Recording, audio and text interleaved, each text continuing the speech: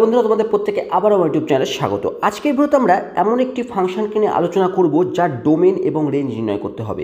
ঠিক এরকম টাইপের কোয়াড্রেটিক বাই কোয়াড্রেটিক ইকুয়েশন যখন আমাকে দেওয়া থাকবে কোন একটি, এবং তার যখন আমাকে ডোমেন এবং রেঞ্জ বের করতে হবে, তখন আমরা কিভাবে তার অ্যান্সার করব সেটি এই ভিডিওতে আমরা বোঝাবার চেষ্টা করব।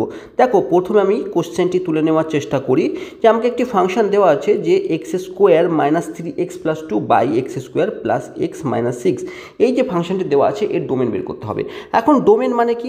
ডোমেন হচ্ছে সেই সমস্ত এক্সের ভ্যালু আমাকে বের করতে হবে যার জন্য এই এফ এক্স কিন্তু ডিফাইন্ড হবে। এই এক্সের ডিফাইন করার জন্য আমাকে এক্সের সমস্ত ভ্যালুগুলো বের করতে হবে যার জন্য এই এফ এক্সটি ডিফাইন্ড হবে। আমরা উল্টোভাবে এটিও বলতে পারি যে সেই সমস্ত এক্স যদি আমরা বের করতে পারি যার জন্য এই এফ এক্স ডিফাইন্ড হবে না, তাহলে সেই সমস্ত এক্সগুলো বাদ দিলে আমি বাকি সমস্ত মানগুলিকে আমরা এই এফ এক্সের রেঞ্জ ডোমেন বলে আমরা বিবেচনা করতে পারবো। আমরা সেটি দেখার চেষ্টা করি। তাহলে এই যে ফাংশন এফ এক্স, এটি ডিফাইন্ড তখনই হবে না যখন এর নিচের অংশটি অর্থাৎ x square plus X minus 6 is equal two 0 হয়ে যাবে। তাহলে এফ এক্স ডিফাইন্ড হবে না তখনই যখন x square plus X minus 6 0 হয়ে যাবে। তাহলে কী হবে? কেন? কারণ এখানে যদি নিচে যদি 0 চলে আসে তাহলে কিছু বাই 0 সেটি কিন্তু আনডিফাইন্ড হয়ে যায়। এটা আমরা পূর্বেই শিখেছি। তাহলে এটি বের করতে গেলে আমাকে দেখতে হবে সেই সমস্ত এক্সের ভ্যালু যার জন্য এই অংশটি 0 হয়ে যাচ্ছে।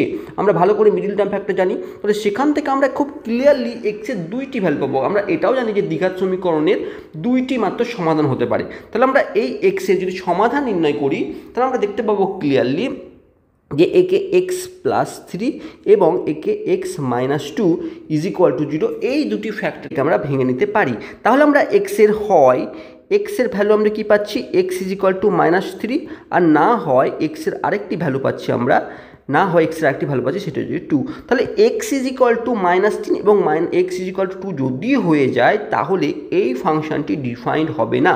তাহলে এর যে ডোমেন অফ এফ আমরা বলতে পারি সমস্ত রিয়েল ভ্যালু কে আমরা বলতে পারি, কিন্তু মাথায় রাখবো সেই সমস্ত রিয়েল ভ্যালুর মধ্যে -3 এবং 2 অবস্থান করবে না।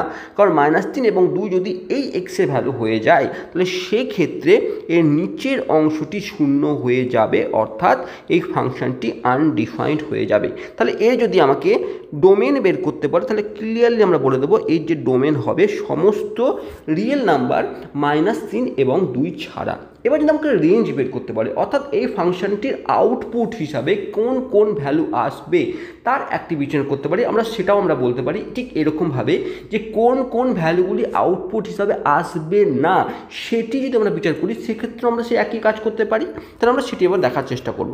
আমরা সর্বপ্রথমে আমরা দেখব যে উপর এবং নিচে আমরা লিনিয়ার ফ্যাক্টরে নিয়ে আনতে পারছি কিনা। আমরা ক্লিয়ারলি উপরের অংশটি এবং নিচের অংশটি দ্বিঘাত আমরা মিডিল টার্ম ফ্যাক্টর করলে কিন্তু লিনিয়ার ফ্যাক্টরে রূপান্তর করতে পারি। কীরকমভাবে?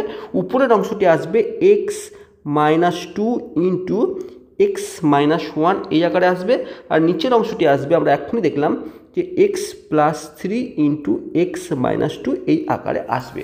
এখন যখন এই জায়গাটি এলো আমরা ক্লিয়ারলি কিন্তু এই অংশটি কেটে দিতে পারি না। আমরা এই অংশটি এবং এই অংশটি কিন্তু ক্লিয়ারলি এইভাবে কাটতে পারি না।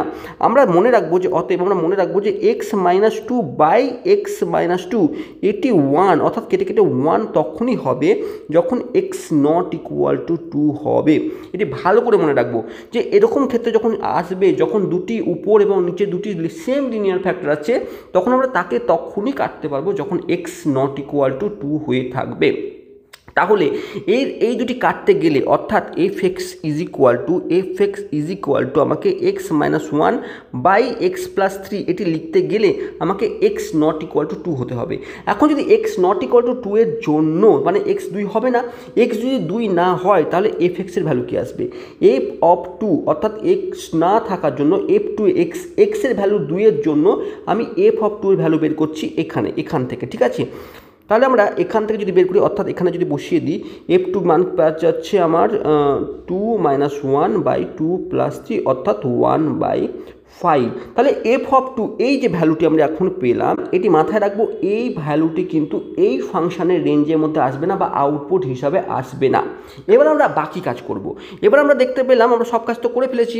এবার আমরা এই অংশটি fx-কে আমরা y হিসাবে লিখতে পারি, y = x - 1 / x + 3। একই রকম আমরা fx-এর জায়গায় y-কে নিলাম। এবার তারপরে কি করতে পারি, আমরা বলেছি আমরা সেই সমস্ত x-কে বের করব যার জন্য y ডিফাইন। ঠিক আছে, তাহলে আমরা কি করতে পারি, আমরা সমস্ত এই যে y = এই যে ফাংশনটি x-এর ভ্যারিয়েবল হিসেবে একটি ফাংশন আছে, একে আমরা চেষ্টা করব x = y এর ফাংশনে রূপান্তর করার। অর্থাৎ আমরা প্রথমে ক্রস মাল্টিপ্লিকেশন করে নেব, অর্থাৎ এরকমভাবে আমরা লিখব, তারপরে সমস্ত এক্সগুলোকে একদিকে আনবো, অর্থাৎ y(x - x) = -1 আছে, আমরা এই 3y-কে ওই দিকে নিয়ে চলে যাব, অর্থাৎ -3y।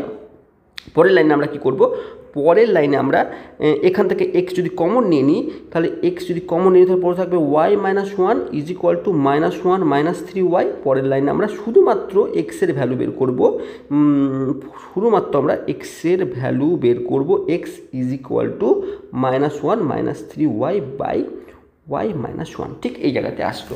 এখন x তখনই ডিফাইন্ড হবে যখন y ≠ 1 হবে।